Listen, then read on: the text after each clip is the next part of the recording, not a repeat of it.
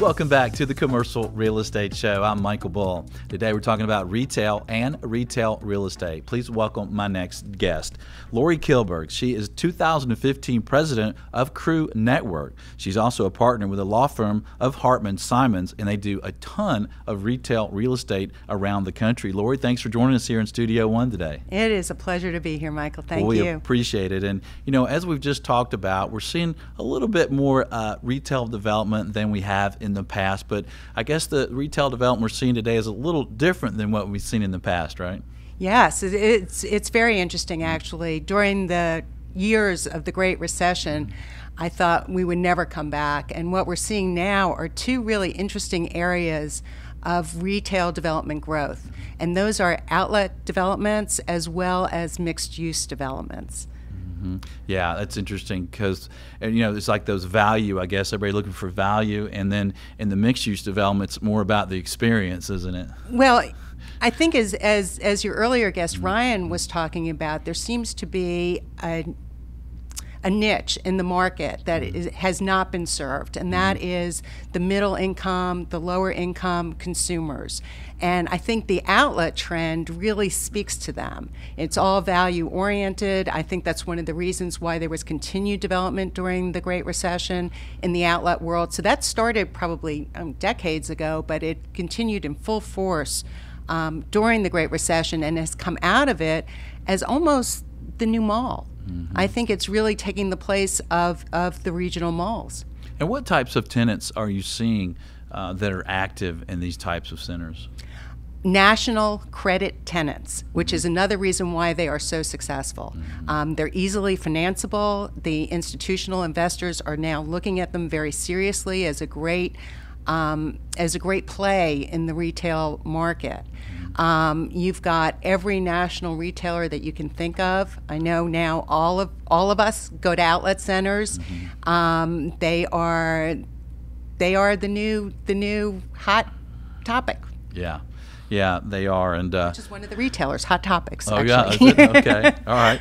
And let's, if we will, let's talk about the mixed-use developments as well. And on the mixed-use developments, what type of tenants are you seeing really active and really important to the developers in these projects? Well, mixed-use developments are really, really interesting, and that is a big play in the development trends right now. I think a lot of the reason for that is the urbanization of retail, the idea that people are going back to urban markets. There's not a lot of land available. And also, it takes some of the risk away from the development, that you have different segments that can interplay with each other. You know, you have the residential, you have office, and that supports the retail. So that's been great. You're seeing a lot of lifestyle center type tenants coming into these mixed-use developments. They try to bring in, you know, a high-end grocery anchor like a Whole Foods or what else do we see? We see lots of current national tenants. Again, it's a credit game. Right. Everybody wants to make sure that these are financeable. And it's interesting, and since I have such a good lawyer here and that doing retail real estate law, I think it's interesting when you look at mixed-use developments and outlet centers. It's kind of new legal issues for tenants and developers to think about. If you will, give us some tips with that retail tenants might want to think about and landlords on the outlet mall area. Okay, so the outlet mall, again, is mostly apparel tenants. So the uses, other than a few furniture tenants, are pretty much in line with each other. So exclusives don't really come into play. We want to make sure that there is a free flow and a great tenant mix. From the tenant perspective, based on their experiences over the last few years, co-tenancy is huge. They want to make sure that their key tenants are going to be at these centers because they tend to go in packs, and they feed off each other. So they really want that successful mix of tenants there. Very important. Another thing that's very important is a kick-out option, usually in the middle of the lease term, where if the center isn't doing what they think it should be doing and their sales are not what they think they should be or what they project them to be, they have an opportunity then to terminate the lease and make a graceful exit.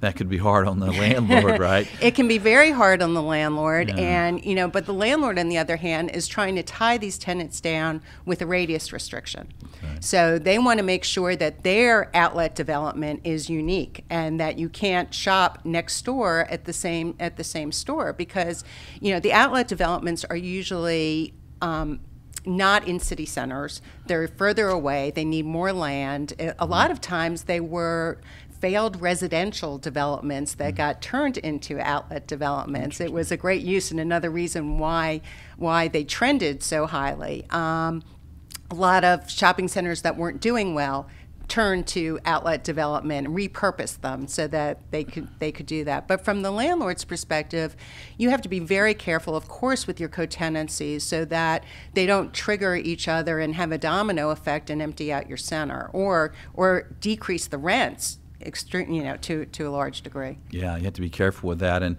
we'll have a lot of experienced retail people that know about the radius restriction, but what's the quick definition for the listeners who just heard us on the radio? Sure. You want to make sure that this tenant can open another store under the same trade name, or someone who is indirectly involved with this tenant pop up and open up another store within a certain number of miles from your center so that you can protect the gross sales from your center, especially because many landlords are depending upon percentage rent, which is derived from gross sales, in order to make the center successful. Yeah, well, that's interesting, and especially when you talk about a couple miles. Right. If somebody's doing business in Manhattan, they're like, really? Well, some of them are 60 miles. And yeah. Wow, 60 miles. Well, stay tuned. We'll have more on retail. We'll be right back. The Commercial Real Estate Show is brought to you in part by your friends at Bull Realty. When your business requires proven performance, visit bullrealty.com or call 800-408-BULL.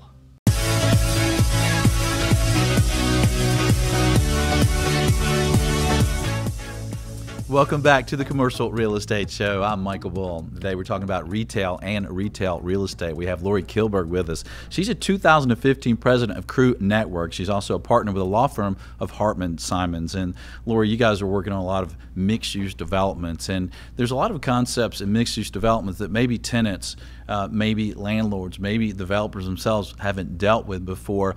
What are some tips related to mixed-use developments for developers and landlords? Well, I think the thing we have to remember is that these developments contain, by their definition, mixed uses. So we have residential, apartments or condominiums. We have office. We have retail, of course, and there may be a hotel involved. There may be a convention center involved. So all of these different uses have to interplay. They have to work together. And it becomes very, very important that the documentation, your underlying master documents, consider all of those different uses and how they will work together in an operational sense as well as in an architectural and a design sense. So the master documentation is crucial. And the most important thing is it must be flexible because these documents are going to live on for many, many years. That's interesting. You think about that this is a legal document that all legal documents are important, but this one might be controlling these tenants and these properties for 100 years from now, right? Right. And so you want a basic document that will cover all of these different aspects. And then, depending on the ownership of all of the different uses, because they may start out with one developer who develops everything and then sells off the residential or sells off the office or the retail.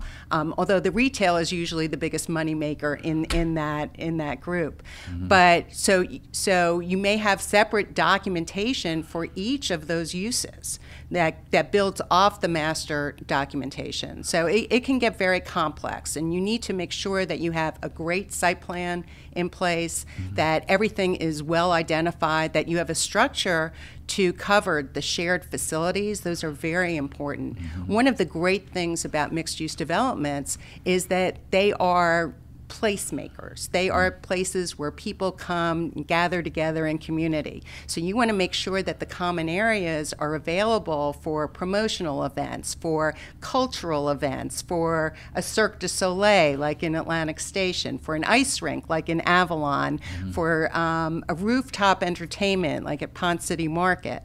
I think all of those things are crucial to the success of the development. And the retailers recognize this, so they're willing to also be much more flexible than they would be in a standard retail development. Yeah, that makes sense. They want people there. They want those events there, but they may have been thought 10 years ago, well, look, no, we don't want you having a circus in our parking lot, right? Right, exactly. But as James, I think, was saying, or Ryan, the internet has taken so much of the shopping dollars that developers are very, very interested in finding creative ways to bring people to their developments, and that's certainly one of them.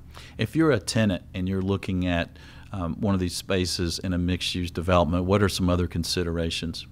I'd be concerned about parking and access. I mean, as a retailer, I want to make sure that my customers can get to me. Parking is always a huge concern in these mixed-use developments because it's so limited. There may be a parking garage, there may be costs associated with that. Signage is crucial, the design rights are crucial, and what happens if part of the development burns down? You know, you also have to think about, people don't like to think about what happens in the event of a casualty, but that's also very important to consider up front so that you know what your rights and remedies are. You make sure the parties all have the right insurance in play, and it's important to talk to a lawyer about that. Good tip, Lori. Thanks for joining us today. Thank you. We appreciate you joining us on the 40 radio stations, iTunes, and YouTube, and the show website. Please join us next week. We'll talk about the multi-family markets, which certainly been hot. Join us next week. Be sure you always lead, learn, and laugh, and see us on the Commercial Real Estate Show. The Commercial Real Estate Show is brought to you by Bull Realty Commercial Advisors, a great place to do business. Visit bullrealty.com. RealNex, a comprehensive and powerful suite of commercial real estate tools at an incredibly low price. Visit realnex.com. That's REALNEX. FIU, Florida International University. Earn your master's in real estate in as little as 10 months without interrupting your career. Visit FIUonline.com. Xceligent, the resource professionals use for commercial real estate information. Visit xceligent.com. That's XCELIGENT. Commercial Search, the source to market and source available properties for sale or lease. Visit commercialsearch.com. For more information on these great companies or for additional videos, podcasts, or articles, visit CREshow.com.